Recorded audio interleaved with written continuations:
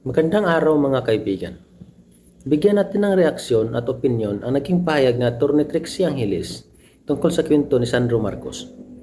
Partikular doon sa sinasabing mga kondisyon umano na nilatag ni kampo ni dating Pangulong Rodrigo Duterte kapalit na suporta sa kandidatura ni Pangulong Marcos Jr. noong 2022 presidential election. Ayon kay Atty. Trixie Angeles, hindi rin ko panipaniwala ang kwento ni Sandro Marcos tungkol sa umano'y naging pag-uusap noong 2022. Kung susumahin ng kwento, pumunta umano sina BBM sa Malacanang upang humingi ng endorsement at suporta kay PRRD. At ayon sa salaysay, may 3 opisyal umano kumausap sa kanila at naglahad ng ilang kondisyon. Kabilang umano sa mga kondisyon ang pagkakaroon ng impluensya sa pagpili ng Executive Secretary, Speaker of the House at iba pang mahahalagang posisyon. At dito naging interesting ang argumento ni Atty. Trixie. Kung totoo raw ang ganitong klaseng kondisyon, bakit naman daw tatanggapin iyon ng isang presidential candidate? Parang lumalabas na napakalaki ng hinihinging kapalit para lamang sa isang political endorsement. Pero mayroon pang isang bagay na kailangang tingnan. Noong 2022, alam naman ng publiko na hindi naging simple ang relasyon ni Duterte at Marcos. May mga pagkakataon ding naging malinaw ang kanilang political differences. Kaya ang tanong ngayon, kung talagang ayaw ni Duterte na direktang i-endorse si Marcos, possible kaya ang mga sinasabing kondisyon ay paraan lamang upang ipakita na hindi siya interesado sa direktang political arrangement? Possible iyon. Pero siyempre, hindi natin pwedeng sabihin na iyon talaga ang nangyari nang walang sapat na ebidensya. At dito naging mahalaga ang tanong. Sino ba talaga ang nagsabi ng buong kwento? At mayroon bang dokumento, saksi, o ibang ebidensya na makapagpapatunay sa magkabilang panig? Dahil sa politika, hindi sapat ang may nagsabi. Kailangan din tingnan kung ano ang ebidensya. Dito na pumapasok ang malalaking tanong.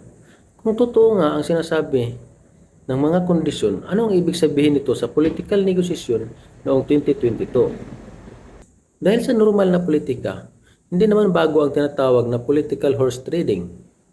May mga partido na nag-uusap, may mga posisyon na pinagkakasunduan, may mga political alliance na nabubuo. Pero ang tanong ay kung gaano kalaki ang hinihinging kapalit. At ayon sa salaysay na pinag-uusapan natin, napakalaki umano ng mga kondisyon.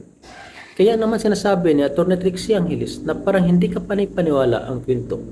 Pero mayroon ding kabilang argumento. Kung talagang ayaw ni Duterte na suportahan si Marcos, maaaring ipinagawa niya sa kanyang mga kinatawan ang isang negosasyon na alam niyang hindi kayang tanggapin ng kabilang grupo. Parang sinasabi na, sige, kung gusto niyong suporta, ito ang kondisyon. At kapag hindi tinanggap, tapos na ang usapan. Again, hindi natin sinasabi na ito talaga ang nangyari. Isa lamang itong political interpretasyon batay sa pahayag na inilabas sa kabilang panig. Ngayon, may isa pang isyu na binanggit sa komentary. Ito ay tungkol sa credibility ng mga pahayag ng mga political personalities. May mga nagsasabi na hindi raw dapat pagdududahan ang isang opisyal dahil pinalaki naman ito ng maayos sa kanyang mga magulang. At tinuruan ito na magsabi ng totoo. Pero siyempre, hindi naman dapat nakabase sa apelido o pagiging anak ng isang kilalang personalidad ang pagiging credible ng isang statement. Ang tamang tanong ay, may ebidensya ba? May dokumento ba? May ibang saksi ba? May timeline ba na maaaring i-check? At consistent ba ang kwento sa mga naunang pahayag? Dahil kahit sino pa ang nagsasalita, politiko man, abogado, opisyal, ordinaryong mamamayan, dapat pa rin nating suriin ang kanyang sinasabi. At dito rin pumapasok ang mga naging kontrobersya sa kasalukuyang administrasyon. May mga kritiko na nagsasabing mahina ang leadership at marami silang nakikitang problema sa pamahalaan. May mga sumasang-ayon naman sa administrasyon at sinasabing hindi patas ang mga batikos. Kaya hindi rin dapat basta-basta tanggapin bilang katotohanan ang lahat ng mga political claims. Halimbawa, kapag may mga nagsabing bumababa ang ekonomiya, kailangan natin tingnan ang official economic data. Kapag may nagsasabing tumaas ang inflasyon o unemployment, tingnan natin ang mga datos.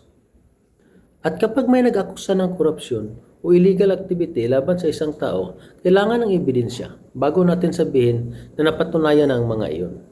Yan ang importante. Hindi dahil galit tayo sa isang politiko, automatic ng totoo ang lahat ng akusasyon laban sa kanya. At hindi rin dahil supporter tayo sa isang politiko, automatic ng tama ang lahat ng sinasabi niya. Dapat, facts muna.